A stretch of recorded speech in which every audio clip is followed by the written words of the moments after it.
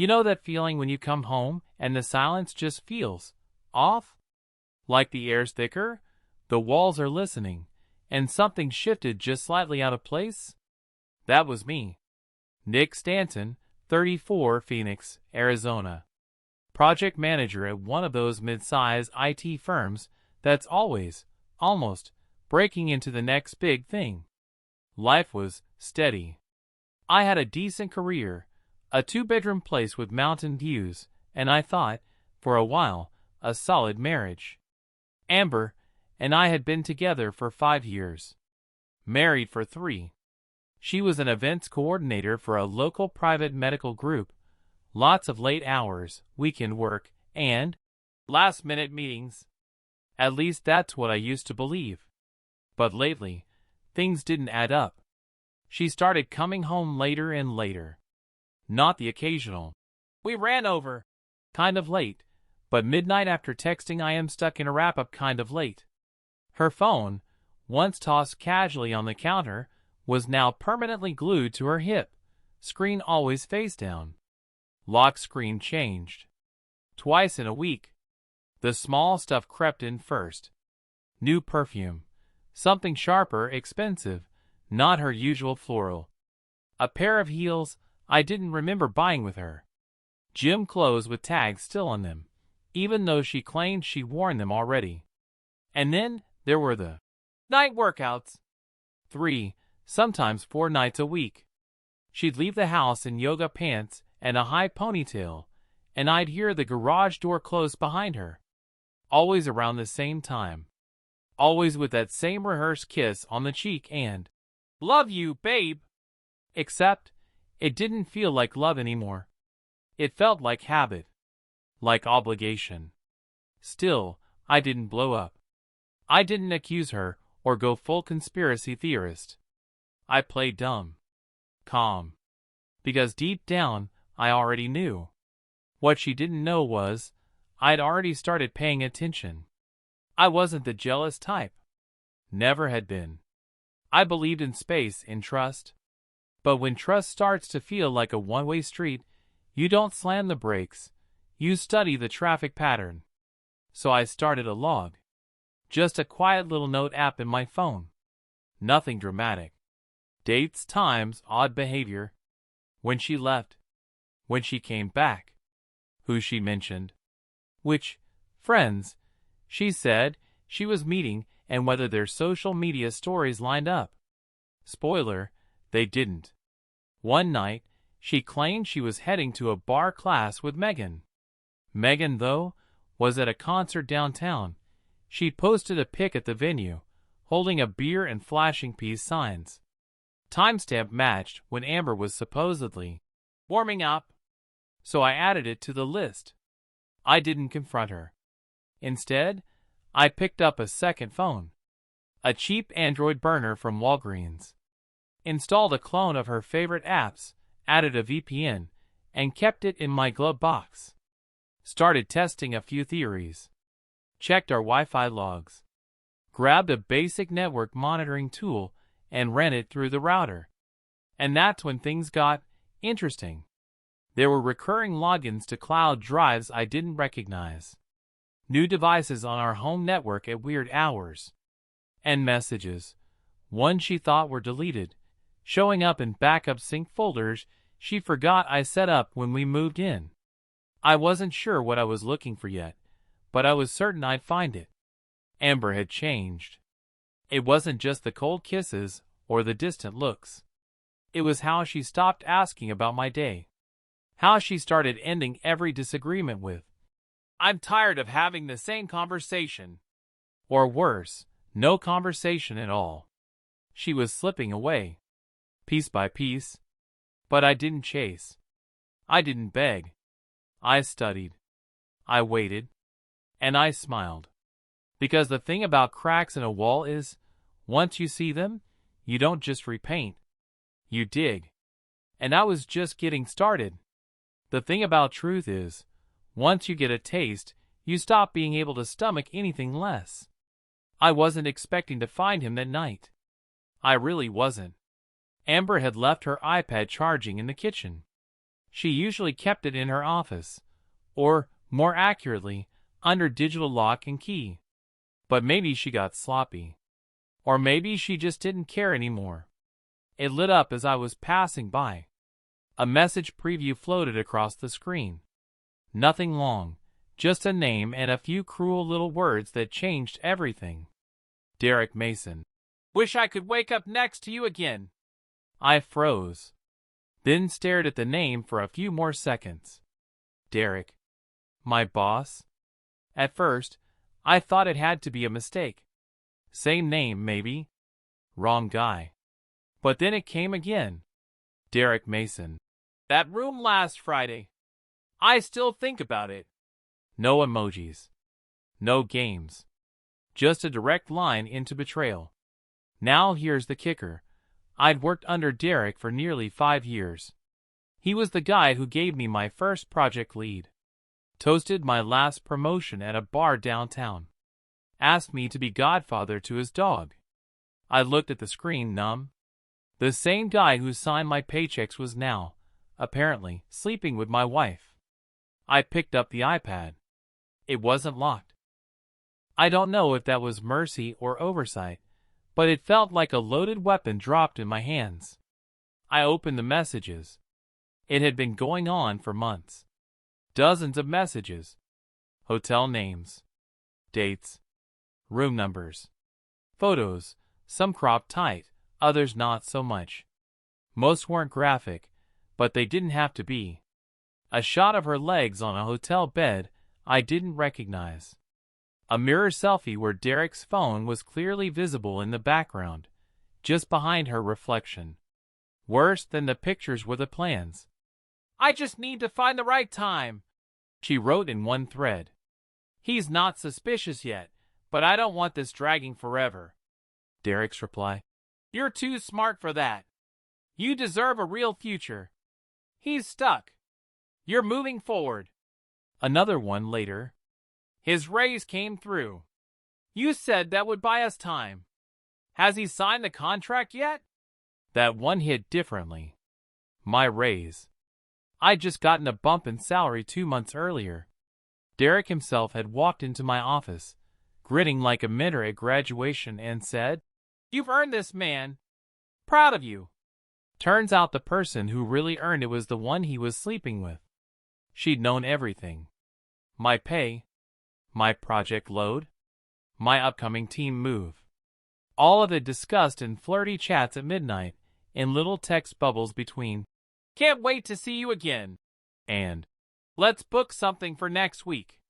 And while I was putting in overtime, pulling all-nighters to hit deadlines, my wife and my boss were playing house in hotel suites.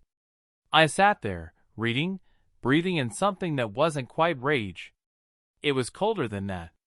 Not fire, ice. Because rage explodes.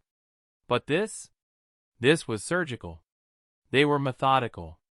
Strategic. Whispering about my life like I was just some side character in their little drama. I scrolled further. One exchange was practically a hid job on my personality. She says I have no ambition, I muttered out loud. That I settled into average dot. In another, she called me predictable, reliable, boring. The kind of man who never asks questions, never pushes back. Well, surprise. I set the iPad down slowly. My reflection caught in the glass surface of the countertop. And for the first time, I really looked at myself. This wasn't just about cheating. This was about being underestimated. They thought I wouldn't fight back. They thought I'd never know. They thought they were in control. They weren't just wrong. They were sloppy. And now I had everything. Amber thought she could cheat in peace. That I'd never look up from my work long enough to notice. That I'd keep showing up, smiling, while they carved up my future in private hotel rooms. But here's the thing. I don't yell. I don't scream. I calculate. I prepare. And from that moment forward, I wasn't just some betrayed husband trying to figure out what went wrong. I was a man with a plan. And a target. 2, actually. Amber didn't know it yet. Neither did Derek. But they were about to find out exactly what it feels like when the quiet guy turns around and starts looking straight into the mirror. I didn't confront her. Not yet. That's the part people never understand. They want the explosion, the slammed doors, the emotional showdown in the kitchen. But if you go nuclear too early, you waste the best part of the game. So I did what I do best. I got quiet. And I got to work. The next morning, I acted like nothing had happened. Gave her a kiss on the cheek. Made her coffee. Same routine. Same smile. She didn't even blink. Said she was headed to Pilates, which, given the timestamp on her last message to Derek, probably meant she was headed for a different kind of cardio. I didn't care. Not anymore. Because now I had a plan. First move, I bought a second phone. Nothing flashy. Just a cheap prepaid cash purchase. I stashed it in the glove compartment of my truck under a pile of old takeout receipts. That phone became my new brain. Every suspicious message, every screenshot, every file, copied and backed up. Then I started keeping a log. Everything she said. Everywhere she went. Timestamps. Patterns. Her mood when she got home. Any mention of Derek, even in passing. If this ever turned legal, and I had a gut feeling it might, I wanted a clean, precise record. Next up, audio. She had this bad habit of taking calls on speaker. I'd pretend to be watching TV while she walked around the kitchen, air-frying sweet potatoes, and flirting with my boss on the line. I'd press record on my phone and let it run. Some of those calls were short. But others? Let's just say they said more than they realized. Plans to meet in Dallas. For that next conference. Little jabs at me. He's still clueless, babe. Even a charming moment where Derek said, "If this goes public, just say he's abusive. People always believe the woman first." Yeah. I saved that one in 5 separate folders. Meanwhile, I started asking around discreetly. A friend of mine from college, now a corporate attorney, offered a few tips over lunch. Nothing heavy. Just casual advice on digital privacy, joint assets, and workplace boundaries. Then, when the timing felt right, I reached out to a recruiter. Someone I'd met years ago at a tech conference in Dallas. Her name was Trina. She didn't ask many questions, just set up a few discreet interviews. I told her I was open to new leadership. That was an understatement. Within 3 weeks, I had an offer from Texas Core Innovations, one of our main competitors. More pay, remote first, better project pipeline, and best of all, Derek had no idea. The day I handed in my resignation letter, I made sure it was short and polite. Appreciate the opportunities. Moving on for personal growth. Derek called me into his office. Tried to play the concerned mentor. You sure this is the right time, Nick? You've got good momentum here. And, no hard feelings, I hope. I smiled. Dead straight face. No hard feelings, Derek. Not at all. I shook his hand. Firm. Final. Amber didn't even look surprised when I told her I was leaving the company. Oh, she said. That fast? Yeah, I replied. Felt like time. She nodded. Didn't press. Didn't ask which company I was going to. That was the moment I knew she thought she'd won. Thought she'd worn me down. And now I was just drifting quietly away. Thought she could keep both men in play for a few more months while Derek worked on that promotion. But what she didn't know was this. Every email. Every deleted message. Every late-night meetup logged in a calendar app. I had it all. She was living on borrowed confidence. And I was already 6 steps ahead. I wasn't just walking away from a company. I was setting the stage. Because when I make a move, I don't swing wild. I wait. I aim. And when I strike, it's clean. It's legal. And it leaves a mark. I had barely cleared my desk at Westark Solutions when the first grenade landed. A LinkedIn post from Amber. A photo of her at sunset, face somber tone. Empowered. Captioned with some painfully predictable dribble. Leaving a toxic relationship isn't easy. When someone tries to control your life, your job, your friendships, it breaks you. But I'm reclaiming my voice. Flex biceps hashtag healing hashtag new chapter hashtag believe women. I sat in my truck, watching the likes pile up. Comments too. Old co-workers. Her yoga pals. Even Derek's secretary, who I'd once bought birthday cake for.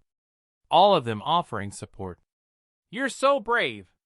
Can't believe you were going through this, Amber. Sending love. I didn't comment. I didn't text her. I didn't do anything. I just took a screenshot and saved it to the defense folder on my backup phone. By noon the next day, it got worse. HR from Westark called me. Not Derek, of course. The legal officer. Said they'd received several anonymous complaints about my behavior. Vague language. Nothing specific. Emotionally manipulative. Made female co-workers uncomfortable. Verbally aggressive in meetings. Funny thing is, I hadn't even been in the office for 2 weeks before I left. And I'd been working hybrid before that. When I asked for dates or names, silence. They weren't at liberty to say. It didn't take much imagination to figure out where those reports came from. Amber had the motive. Derek had the access. Then came the hit that stung. I lost a freelance consulting contract I'd picked up on the side. A startup in Scottsdale. The founder texted me, awkward and apologetic. Said something about concerning posts and internal concerns. Basically, they Googled my name and saw Amber's post. That one caption had cost me $5,000 in projected income. I remember sitting in my apartment, small, temporary place near Camelback, with the lights off, laptop glowing in the dark, just scrolling through her feed. She kept posting. More quotes. More cryptic captions. Eventually she added, I stayed quiet for too long. It's time to speak truth. Every lie was strategic. Every word built to paint a picture. I'd seen her do this before, just never to me. But here's the thing. I'm not the guy you ambush in the comments section. I don't throw hands in public. I build cases in silence. Because I knew this was coming. Amber wasn't subtle. And Derek? He was arrogant. Sloppy. That second phone? It had over a dozen saved audio files of her admitting things, mocking me, bragging about how easily people believed her, how nobody ever checks the facts when the story sounds juicy. I had chat logs. Screenshots of her asking friends to watch what they say to Nick. I'm laying the groundwork. I even had a message she sent to her cousin about using the abuse card. If things got messy, it was disgusting. But it was evidence. So when I got the letter from Westark's legal team informing me of a pending review of my past behavior, I didn't panic. I hired a lawyer. We submitted a packet. Chronological log of harassment. Timeline of her posts and my departure. Voicemail where she joked about getting me canceled. Proof she had access to my emails after I resigned. Even a calendar alert she forgot to delete marked lunch with D, update story. I remember the silence on the Zoom call with HR when my attorney presented it all. They promised to look into it. 3 days later, the review was dropped. No formal action. No apology either. But I didn't need one. Because the point wasn't just to defend myself. It was to show them, and her, that I wasn't cornered. Amber wanted to paint me as the bitter, broken man. But I was 2 steps ahead. The smear campaign backfired. She'd thrown mud at a man holding receipts. And the more she talked, the more she exposed herself. It was a Tuesday morning when I got the message. I was sipping burnt motel coffee in the lobby, thumbing through emails, when it popped up on Instagram. No profile picture. Just a handle at viv_mason_real. The message said, "Nick, we should talk. My husband is cheating on both of us." No hello. No backstory. Just that. I stared at it for a full minute, my mind flipping through names like a Rolodex. Vivian Mason. Derek's wife. The one I'd only seen once at the company's winter gala, wrapped in diamonds and silence. She barely spoke the whole evening. Just smiled like a mannequin and held his arm like it was glued there. I didn't reply right away. Honestly, I thought it might be bait. But 2 hours later, another ping. "I'm not here to play games. I've known about Derek and Amber for a while. Yours isn't the first name, but it might be the last." That got my attention. We met the next day. Public place, corner booth, back of a cafe in Tempe where nobody knew either of us. She was nothing like I expected.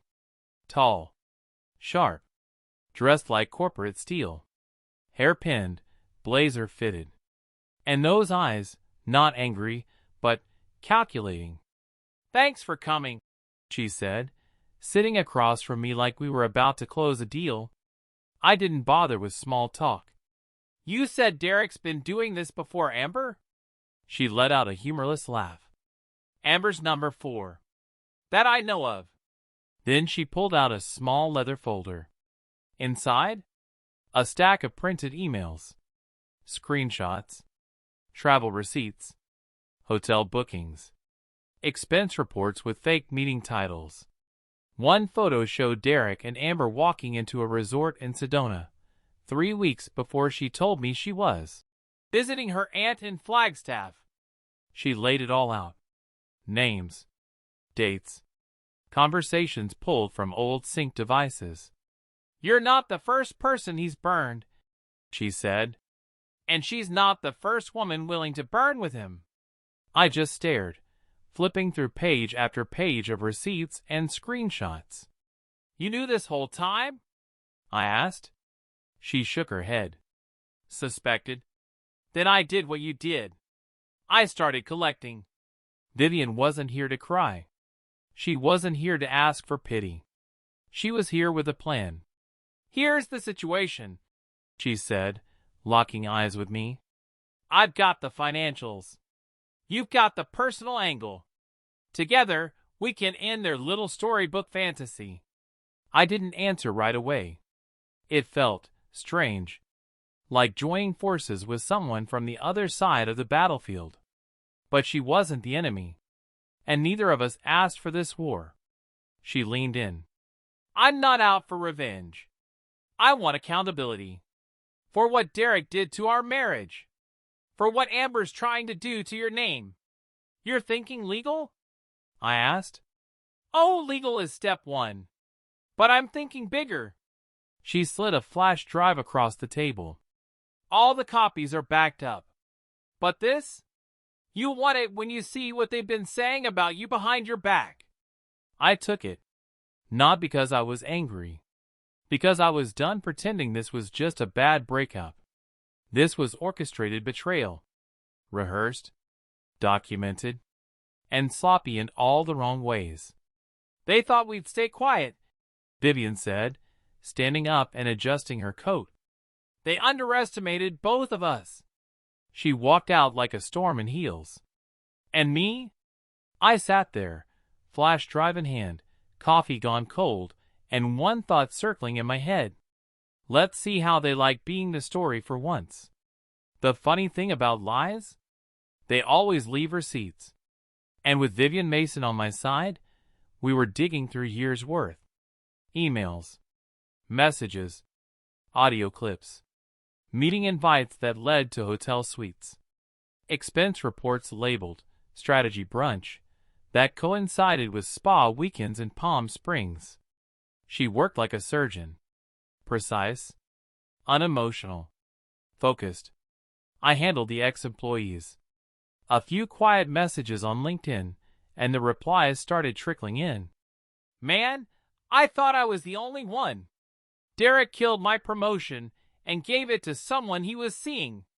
Amber? Yeah, she was in on it. Don't let the victim act fool you. We started building a timeline. Every name, every trip, every ruined career.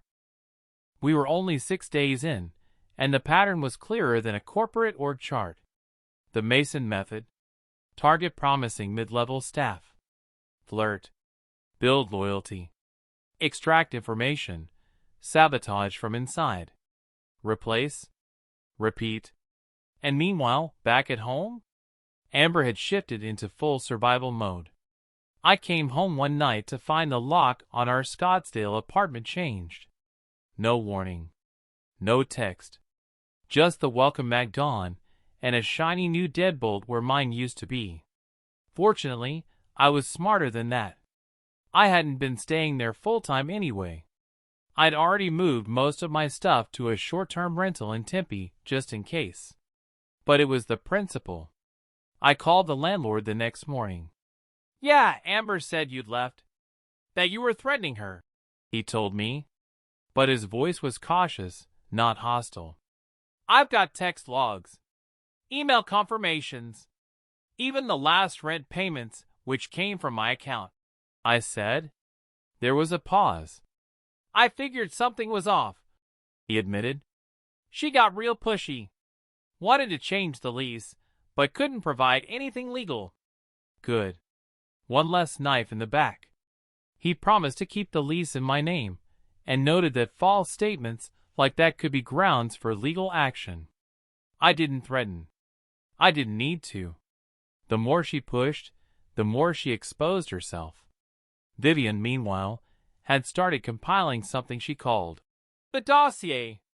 It was a live Google Drive folder with subfolders like manipulation patterns, sexual misconduct risk, internal reports falsified, and my personal favorite, Amber's greatest hits. Screenshots of chats where she joked about making me look like an insecure psycho if things ever got messy. A voice memo from Derek drunkenly calling her the best HR weapon I've ever hired. And a group Slack message sent during my final week at work that read, once Nick's out, I want his access frozen immediately. He doesn't realize how close he is to irrelevance. Oh, I realized. I just didn't show it. We weren't just building a legal case. We were crafting a mirror, and when the time came, we'd hold it right up to their faces. But for now, I kept my head down.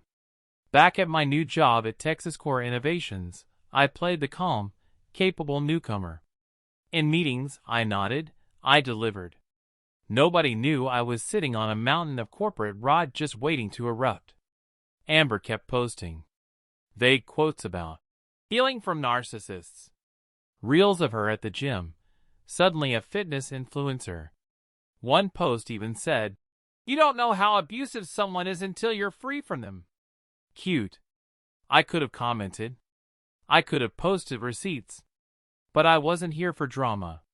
I was here for facts. And as Vivian messaged me that evening, a screenshot of another former employee ready to testify, I realized something. They built their careers on secrets. We were about to make those secrets public record. You know what the best revenge is? Not yelling. Not fighting. Not posting a cryptic quote on Instagram. It's showing up looking calm, sharp, and absolutely untouchable. The Skyline Hotel lobby smelled like overpriced cologne and nerves. I could already hear the buzz of the annual Fusion Core winter mixer upstairs, their little red carpet ego parade. I adjusted my tie. Vivian stood next to me in a navy dress that looked like it cost more than Derek's entire expense budget. She handed me the thumb drive like it was a ceremonial blade. Ready? She asked. Born for it, I said. We walked in together, Not rushed, not loud. Just present. Heads turned. People stared. I caught the expression on Amber's face as she spotted us from across the ballroom. Half shock, half that fake little smile she used to give when pretending everything was just peachy. Derek wasn't far behind her. His jaw clenched the moment he saw me. Probably expected I'd crawl off into some HR-disgraced exile. Instead, I was here, confident, clean, and, most importantly, backed up. And so was everyone else. That night, the room was filled with faces from the past, people Derek and Amber had burned, pushed out, restructured. Vivian had invited them all. Some hesitated at first, but word had spread, and nobody wanted to miss the reckoning. The projector screen was already set up for the Year in Review slideshow. Vivian had spoken with the AV tech earlier in the day, some college kid earning minimum wage, and absolutely thrilled by the idea of corporate sabotage. 10 minutes after the CEO's speech, she told him. Just play it. No warning. And that's exactly what happened. 1 minute, the CEO was mumbling through a speech about team synergy and pushing boundaries. The next, the lights dimmed, and our slideshow began. The first slide was simple. What you didn't see in Q4. Then came the receipts. A message from Amber to Derek. Nick's too naive to notice. I've already logged into his admin panel. Laughter in the room stopped. Then an audio recording of Derek at a dinner party, half drunk, telling a junior manager, "We promote loyalty, not performance. You sleep where you rise. That's just how it works here." Then, a video. Security cam footage. Derek and Amber in a private meeting room. Let's just say, not discussing spreadsheets. Someone in the back of the room gasped, then laughed, then choked on their drink. Amber's face went pale. She turned to Derek, whispering something frantic. He didn't move. And then came the messages. Private chat logs from the Fusion Core internal Slack. Screenshots of Amber mocking employees, planning how to push me out, even suggesting how to spin false complaints against others. Each slide landed like a punch. The room wasn't buzzing now, it was crackling. And finally, the cherry on top. A voice memo of Derek telling someone, we never identified who. If Vivian ever finds out, I'm toast. But she's too busy playing housewife to know what's happening at HQ. The screen faded to black. Silence. Then Vivian stepped forward. Calm. Confident. Holding a folder like a final nail in a coffin. For those of you wondering, she said, voice clear across the ballroom, these are not rumors. They are documented, filed, and currently being reviewed by legal. I suggest you all start reviewing your own emails. Because cleaning house starts tomorrow. Derek tried to speak. Nothing came out. Amber looked ready to faint. I didn't need to say anything. I just stood there, watching. Some former coworkers, people I hadn't spoken to in months, came over and shook my hand. One of them clapped me on the back and whispered, "You're a legend, man." Wasn't about being a legend. It was about the truth finally walking into the room, wearing a suit and holding a damn USB stick. By the end of the night, Derek had been quietly escorted out by someone from the board. Amber tried to follow, but Vivian blocked her path. This party's for employees, she said with a smile. Ex-wives don't count yet. I didn't laugh, but I sure smiled. You ever hear applause echo through a building not built for justice? That's what it felt like walking out of that ballroom. Not a standing ovation, not fireworks, just scattered, genuine clapping from people who'd seen the storm build for years. Quiet nods from the ones who'd stayed silent to survive. Even a few handshakes from managers who used to ignore me in the elevator. I didn't wave, didn't bow. I just kept walking, past the stage, past the buffet table where Derek once bragged about his watch collection, past the fake smiles. Vivian was right behind me, phone already lighting up. I glanced down. 2 emails from the Fusion Core board. 1. Internal disciplinary action initiated for Derek Mason. 2. Official suspension of Amber Stanton pending investigation. Turns out, that little slideshow had been more than shocking, it was evidence. The board had been skeptical of rumors for years. But this was unavoidable. A forensic audit started that same night. HR was instructed to review every complaint Derek had dismissed in the past 3 years. Legal teams were pulling financial records, cross-referencing expense reports. Turns out Derek didn't just have bad taste in affairs, he had worse taste in accounting. As for Amber, Vivian made sure everything was airtight before we exposed her. Multiple written statements, from former employees, junior staff, even one intern, all corroborating the story. That Amber had orchestrated false reports. That she'd used internal complaint systems as a weapon. That she openly bragged about being untouchable. Yeah, not anymore. Fusion Core's legal department slapped her with a formal misconduct charge within 72 hours. Defamation, hostile workplace behavior, and incitement to sabotage internal operations. Corporate speak for, you played stupid games, now here's your prize. Meanwhile, back at my old apartment in Scottsdale, things were moving fast. Remember how Amber tried to get me evicted? Claimed I was threatening her. Well, my landlord, Rob, wasn't just on my side, he was furious. Apparently she'd sent him a doctored voice memo and demanded he handle the problem.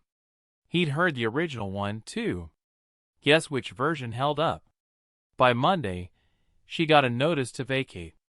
And the people who once backed her? Gone. The friends who told me to grow up and support her dreams. Silent. Jacob, the coworker who once said, she deserves better, deactivated his LinkedIn. Lena, her gym buddy who liked every empowered woman post she made, unfollowed her the moment court documents went public. Even her sister, Lauren, reached out to me. Said she was sorry. Said she always suspected Amber was playing games. I didn't reply. What was there to say? Vivian, though? She wasn't done. She filed for divorce the same day Derek was removed from Fusion Core's executive roster. Clean. Cold. With receipts. Turns out, half the company perks Derek had been enjoying, the car, the housing stipend, the travel cards, were all tied to compliance clauses. Meaning, violate the ethics contract, and you pay it all back. With interest. When I saw the final internal memo, I couldn't help but laugh. Derek Mason will no longer be representing Fusion Core in any capacity. We thank him for his previous service. Translation. Don't let the door hit you where the India can't find you. I thought I'd feel more triumphant. But honestly, I just felt clear. Lighter. Not because of the revenge, but because I didn't have to keep pretending anymore. I wasn't crazy. I wasn't overreacting. I was just the one who refused to stay quiet. As I left Skyline that night, I stopped by the valet booth. The kid handed me my keys, grinned, and said, "That was epic, man." Yeah, it was. But it wasn't about being epic. It was about finally being free. The first message came 2 days after the fallout.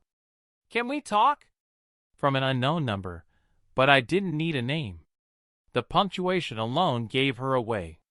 I didn't reply. Then came the blocked calls. Then private numbers. Then emails from addresses she must have created just for this. I made a mistake. Please. I didn't know it would go this far. Can we just meet? One coffee. That's all. I read them. Every one of them. Not out of sympathy, but out of curiosity. I wanted to see how long it would take her to drop the act. It didn't take long. After a week of silence from me, her tone changed. "You ruined me. My parents won't even talk to me. I hope you're happy." "Yeah, Amber. I'm not happy. But I'm done."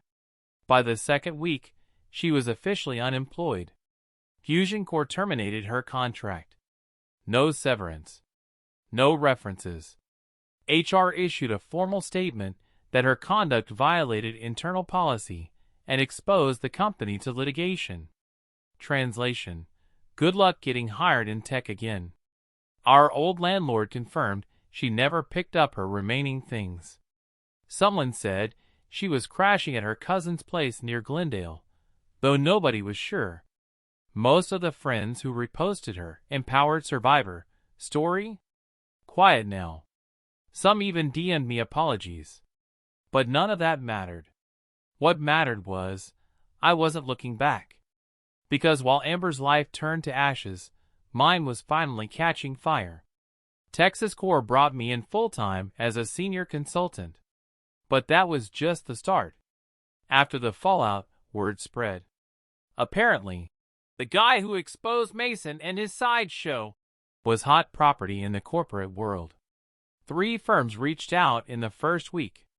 Not with job offers, with contracts. They wanted help tightening internal security. They wanted advice on policies, digital audits, personnel accountability. They wanted what I had learned the hard way. And for once, I wasn't working under someone. I was working with them. One client in Chicago. Another in Atlanta. A remote gig with a startup in Portland that practically begged me to build their entire ops structure from scratch. I was doing what I was good at. And finally, getting paid what I was worth. My days started with coffee and ended with client calls. I was flying again. Traveling. Booking rooms under my own name and not having to lie about who I was. Sometimes I'd look in the mirror at night, exhausted, and think, this was almost taken from me. Not just the job. Not just the apartment. My future. Amber wanted me erased. She wanted to build a better story, without me in it. Instead, she lit a match under her own script. And I walked out of the flames with everything she thought she could take.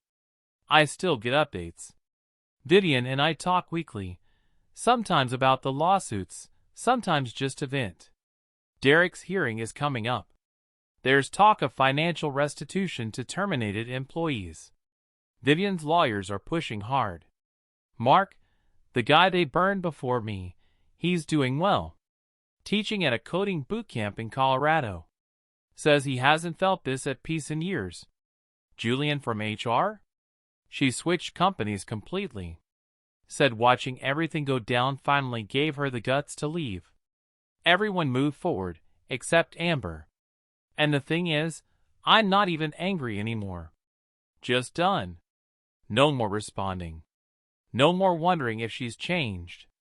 People like Amber don't change. They just rebrand. But some bridges, once they're burned, aren't meant to be rebuilt. Especially not by the ones who lit the fire. 1 year later. Austin, Texas. I wake up at 6:15 now. Not because I have to, but because I want to. There's a rhythm here. A calm one.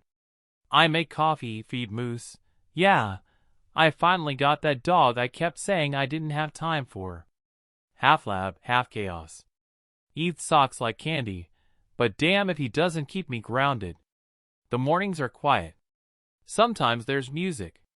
Sometimes just the hum of the city waking up beyond my balcony. And every now and then, I think back. Back to Phoenix. Back to her. Back to the call. The moment I knew. It doesn't hurt anymore. It doesn't even sting. That voice, telling me she'd sold the house, found someone new, was starting fresh. I remember it word for word. Her tone, rehearsed like a customer service script. And I remember smiling. Not because I was okay, but because I knew That was the beginning of the end. For her. And the start of something much bigger, for me. My studio is doing well. Really well.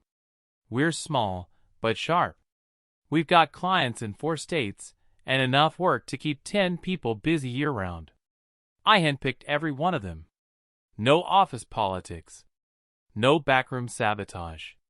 Just talent and loyalty. We even landed a government contract last month. Took Moose into the office to celebrate. He ate half a pizza and threw up on the floor. Real executive behavior. But no one complained. Because this space, it's built different. It's built on truth. As for Amber, she moved to Nevada, I heard. Tried to start over. New haircut, new name on LinkedIn. But people talk. Turns out sabotage follows you when it's your specialty. Derek? Still in litigation hell. Corporate purgatory, basically. His LinkedIn is deader than Blockbuster. And Vivian? She's thriving. Bought a lake house. Sends me photos sometimes. We check in. We don't dwell. That's the thing. None of us need closure anymore. Because we got something better. Proof. Proof that you can go through the storm. And not just survive it, but come out cleaner. Sometimes, people ask why I didn't get revenge. Why I didn't sue harder. Post receipts. Ruin reputations. I tell them this. I didn't need revenge. I just needed them out of my way. The universe took care of the rest. This morning, I watched the sunrise from my porch. Moose sat beside me, his head on my knee. And for the first time in my adult life, I felt it, full, complete peace. No tension in my shoulders. No checking my phone for bombs. No fake smiles across breakfast tables. Just quiet. They tried to bury me. They forgot. I was the one holding the blueprint. And the house they tried to burn? I rebuilt it. Stronger. Cleaner. Better. With my name on the deed. Still standing. Still smiling. And finally, free.